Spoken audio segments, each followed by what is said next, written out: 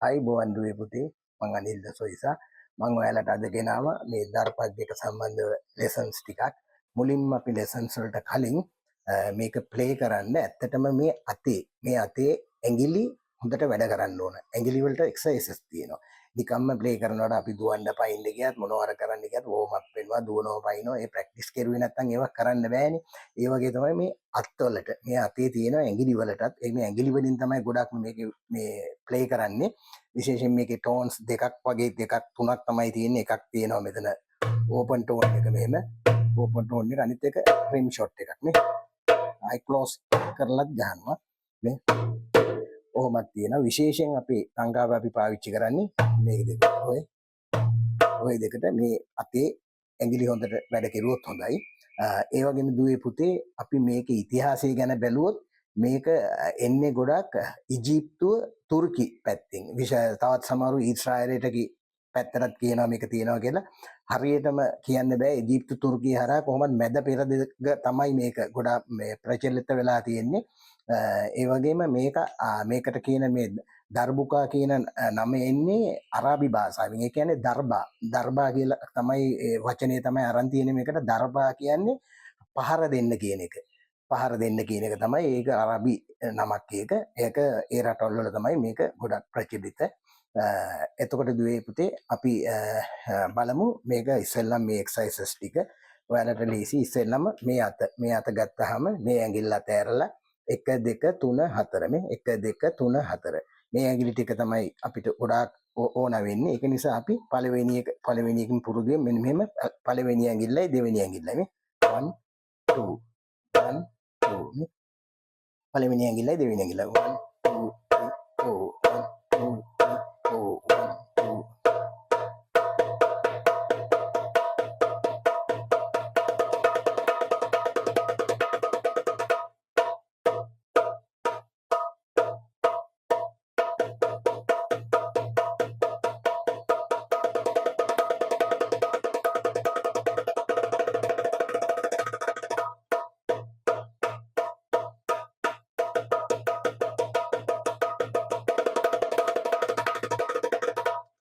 right දෙවෙනි එක අපි ගන්නෙ පළවෙනි ඇඟිල්ලයි මේ දෙක තුන එකට මේ 1 2 1 2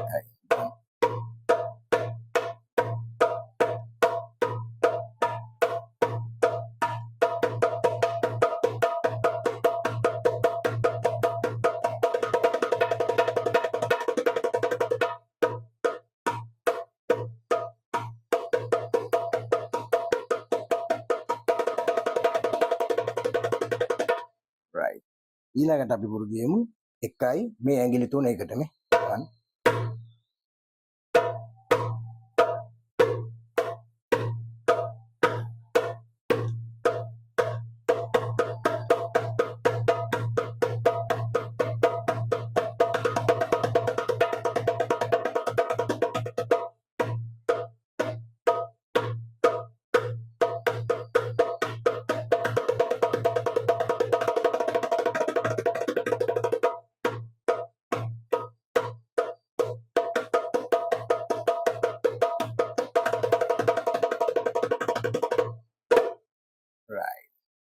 ඔන්න එක්සර්සයිස් ටික පුරුදු වෙන්න අපිට විශේෂයෙන්ම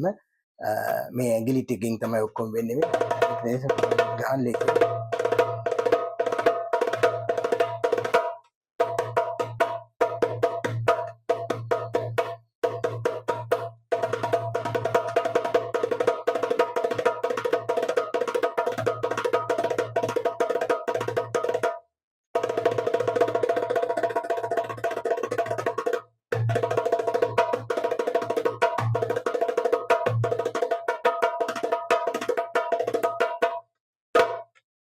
right